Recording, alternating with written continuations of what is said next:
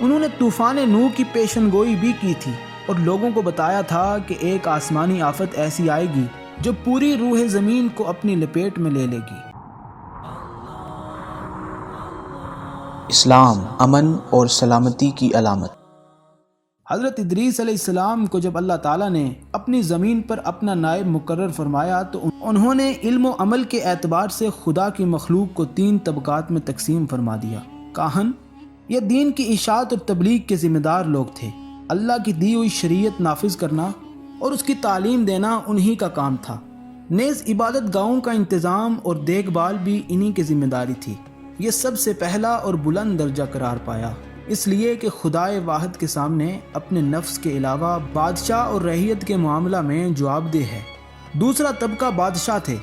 یہ لوگ اپنے ملک، اپنے نفس اور امور بادشاہی اور اپنی رعایا کی حفاظت اور دیکھ بھال کے لیے جواب دہ تھے، اور انتظامی امور چلانے کا ذمہ دار بھی بادشاہ ہی تھا۔ ملک کے باقی لوگ رعایا کہلاتے تھے اور رعایا اپنے نفس ہی کی جواب دہ ہے۔ یہ طبقات معاشرے کی تربیت اور انتظام کے لیے بنائے گئے تھے۔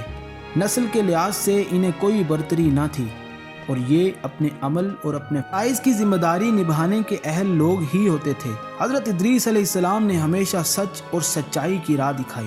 احادیث نبوی میں ہمیں حضرت ادریس علیہ السلام کی حیات مبارکہ کے متعلق کوئی وضاحت نہیں ملتی، البتہ قرآن مجید میں ایک اشارہ ان کے خیال کی تائید کرتا ہے، اور بیشتر انبیاء نوح علیہ السلام، حضرت ابراہیم علیہ السلام، حضرت یعقوب علیہ السلام کی اولاد سے ہوئے۔ عموماً خیال اغلب یہی ہے کہ حضرت ادریس علیہ السلام حضرت نوح علیہ السلام سے پہلے تشریف لائے۔ یہ بات تو ظاہر ہے کہ حضرت موسیٰ علیہ السلام، حضرت یحییٰ علیہ السلام، حضرت عیسیٰ علیہ السلام بنی اسرائیل میں سے تھے، اور حضرت اسماعیل علیہ السلام، حضرت اسحاق علیہ السلام اور حضرت یعقوب علیہ السلام اولاد ابراہیم اور اولاد نوح سے ہیں۔ اس کے بعد حضرت ادریس علیہ السلام ہی رہ جاتے ہیں، جن کے متعلق یہ وثوق سے کہا جا سکتا ہے کہ وہ اولاد آدم سے ہیں اور نوح علیہ السلام سے پہلے پیدا ہوئے، جیسا کہ قرآن مجید میں ارشاد ہے، اور اس کتاب میں ادریس کا ذکر کرو کہ وہ ایک راست باز انسان اور ایک نبی تھا، اور اسے ہم نے بلند مقام پر اٹھایا تھا۔ وہ پیغمبر ہیں جن پر اللہ تعالیٰ نے انعام فرمایا، آدم کی اولاد میں سے ہیں۔ تاریخ میں لکھا ہے کہ طوفان نوح سے قبل دنیا میں جس قدر علوم شائع ہوئے، جس قدر ترقی اور فلاح و بہبود کے کام ہوئے، وہ سب حضرت ادریس علیہ السلام کے علوم کی ہی بدولت تھے۔ ان میں فلسفہ کی کتابوں میں علم و جواہر اور نجوم کے علوم کا ذکر اور ان کی حرکات کا ذکر آتا ہے۔ اللہ تعالیٰ کی عبادت کے لیے عبادت گاہوں کی تعمیر، علم طب کا اجرا، ارضی و سماوی اشیاء کے متعلق خیالات و افکار، ستاروں کی اشکال، بروج بنی نوع انسان پر ان کے اثرات، یعنی علم و نجوم حضرت ادریس علیہ السلام کے ذریعے ہی دنیا میں روشناس ہوئے۔ انہوں نے طوفان نوح کی پیشن گوئی بھی کی تھی اور لوگوں کو بتایا تھا کہ ایک آسمانی آفت ایسی آئے گی جو پوری روح زمین کو اپنی لپیٹ میں لے لے گی۔ انہوں نے مصر میں ایسے اہرام اور ہیکل بنوائے جو چلا کشیوں کے لیے چاروں طرف سے بند تھے۔ ان ہیکلوں کو میرابی کہا جاتا ہے۔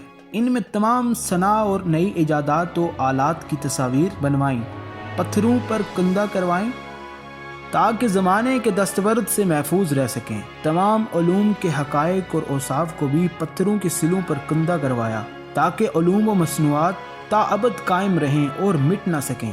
لیکن ان میں سے بعض باتیں افسانوی اور من گھڑت ہیں جن کو عقل تسلیم نہیں کرتی۔ جدید تحقیق نے ثابت کر دیا ہے کہ اہرام کی حقیقت کیا ہے، اور جدید دور میں ان لوگوں کی فن تعمیر اور تصویریں واقعات کونت نئے انداز میں سامنے لا رہے ہیں۔ اللہ تعالیٰ نے ہر دور میں، ہر زمانے میں دنیا کو رائے راست پر لانے اور رشد و ہدایت کے لیے اپنے پیغمبر بھیجے۔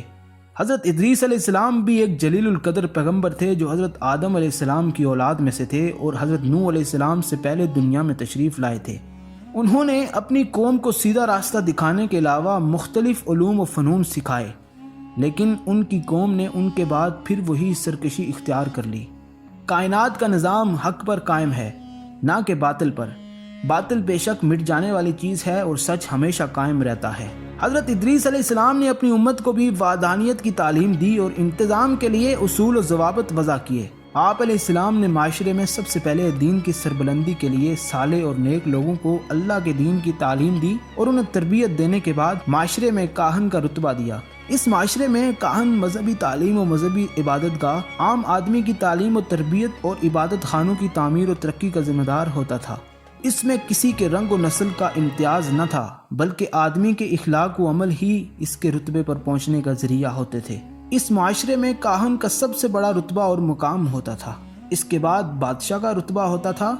بادشاہ اپنی رعایا کی حفاظت اور مملکت کے انتظام و انصرام کا ذمہ دار ہوتا تھا۔ حضرت ادریس علیہ السلام کے مقرر کردہ 4 بادشاہوں میں اسکلیوس بہت پختہ اور ارادہ عزم رکھنے والا بلند ہمت شخص تھا۔ اس نے حضرت ادریس علیہ السلام کی تعلیمات و علم و فنون کی حفاظت، قوانین شریعت کی نگہداشت بہت اچھی طرح کی، اور اس نے عبادت گاہوں میں، ہیکلوں میں حضرت ادریس علیہ السلام کے اقوال، قانون اور ان کی تصاویر بنوائیں۔ طوفان نوح کے بعد اس زمانے کے ہیکلوں میں یونانیوں نے ٹوٹے پھوٹے کھنڈرات میں حضرت ادریس علیہ السلام کے مجسموں اور ان کے اقوال کنندہ کو پایا، اور پھر یہ کھنڈرات بھی زمانے کی شکست و ریخت کا شکار ہو گئے۔ حضرت ادریس علیہ السلام اپنے زمانے میں صاحب علم و فن اور صاحب اسرار نبی تھے۔